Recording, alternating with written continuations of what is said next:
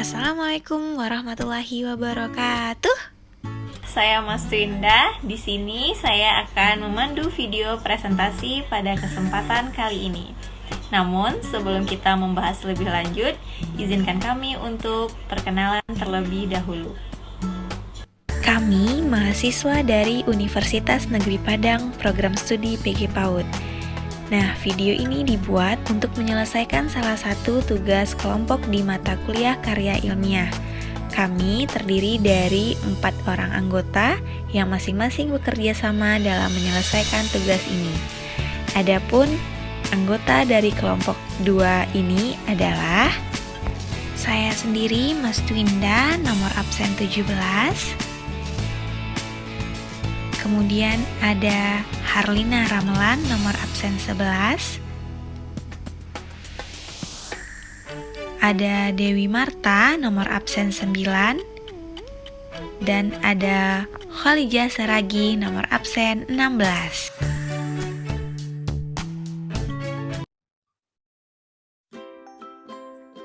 Perkembangan publikasi ilmiah di Indonesia. Publikasi ilmiah merupakan bagian dari siklus penelitian yang harus dilakukan oleh peneliti ketika selesai melaksanakan penelitiannya.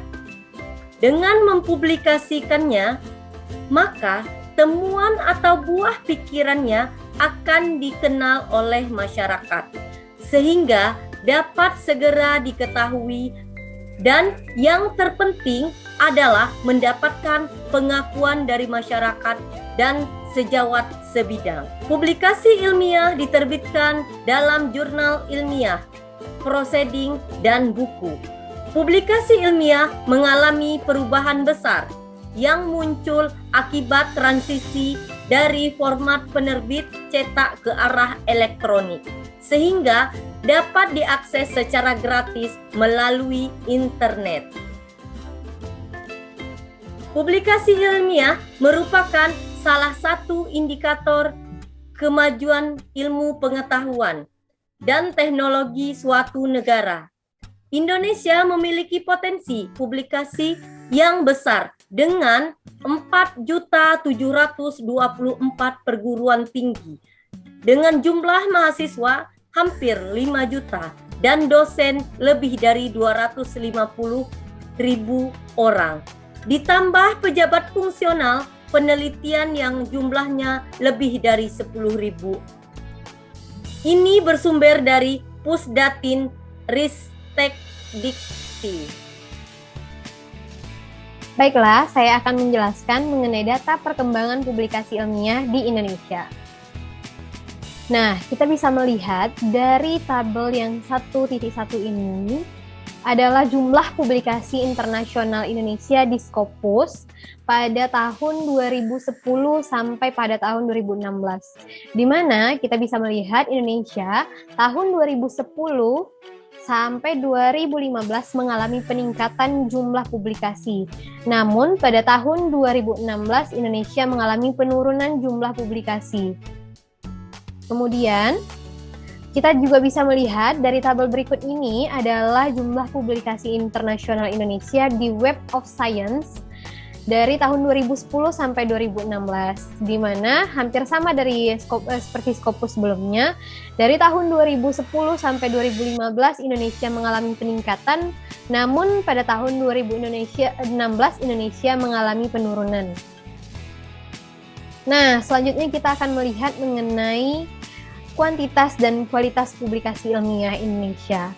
Pada tahun 2018, publikasi internasional Indonesia merajai ASEAN dengan publikasi riset terbanyak pertama di negara-negara ASEAN dengan jumlah sebesar 33.183 yang terdiri dari 12.734 jurnal dan 19.399 proceeding. Nah, kita bisa melihat dari tabel maupun dari diagram batang bahwa Indonesia adalah negara pertama dan tertinggi jumlah publikasinya di ASEAN. Nah, selanjutnya kita melihat bagaimana kuantitas dan kualitas publikasi ilmiah. Nah, dari publikasi ilmiah tadi diharapkan tidak hanya jumlahnya yang banyak, tetapi juga kualitasnya harus ditingkatkan, kemudian pemerataan dan relevansinya.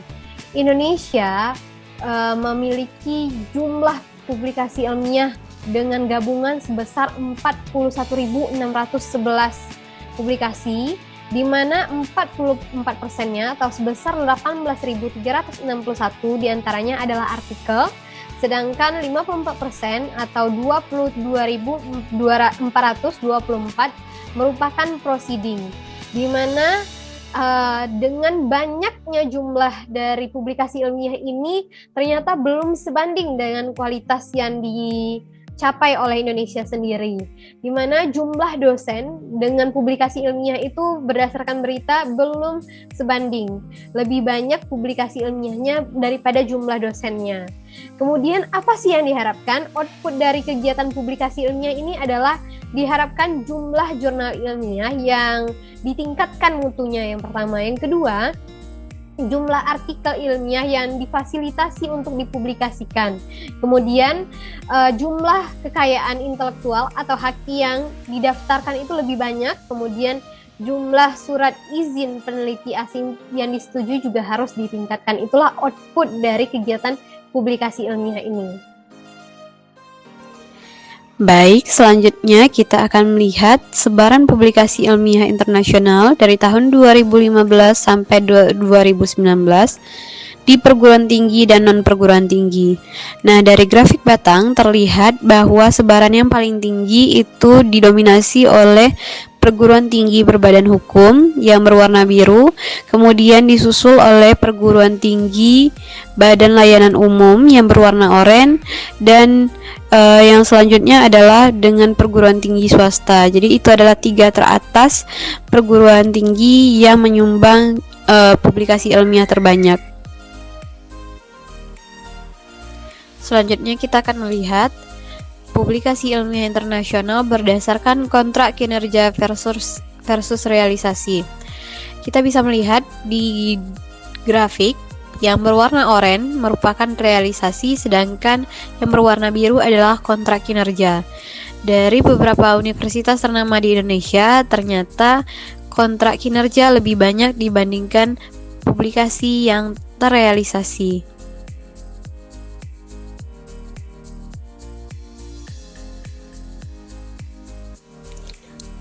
Berikut ini adalah perkembangan jurnal Indonesia yang terindeks Scopus.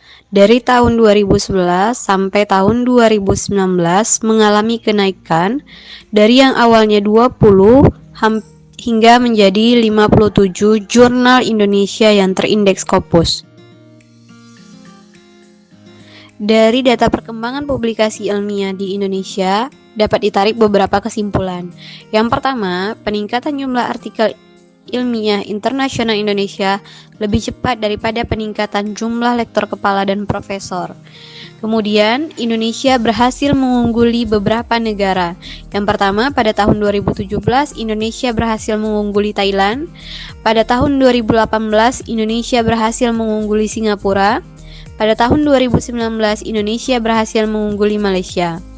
Kemudian, jurnal nasional bereputasi tinggi internasional meningkat yang dari awalnya 0 menjadi 52. Kemudian jurnal nasional yang terindeks di Directory of Open Access Journal atau DOAJ meningkat tajam dari 76 menjadi 1530, merupakan nomor 2 di dunia setelah Inggris.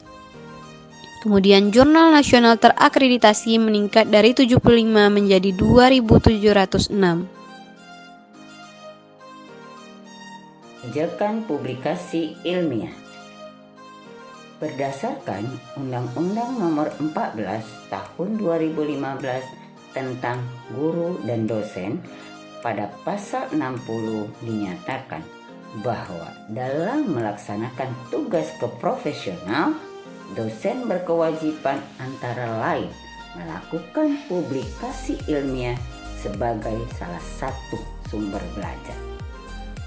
Peraturan Mendristek-Dikti Nomor 20 Tahun 2017 tentang tunjangan profesi dosen dan tunjangan kehormatan profesor mewajibkan dosen memiliki jabatan akademi, lektor kepala, dan profesor untuk melakukan publikasi ilmiah. Apa hasil yang diharapkan dari Permendikti nomor 20 tahun 2017? Yang pertama, meningkatkan jumlah publikasi dosen pada jurnal nasional terakreditasi, jurnal internasional, dan jurnal internasional bereputasi. Kedua, meningkatkan jumlah dan mutu jurnal nasional terakreditasi dan jurnal Indonesia yang masuk kategori jurnal internasional terindeks dan bereputasi. Ketiga, meningkatkan peringkat daya saing Indonesia pada publikasi ilmiah di tingkat internasional.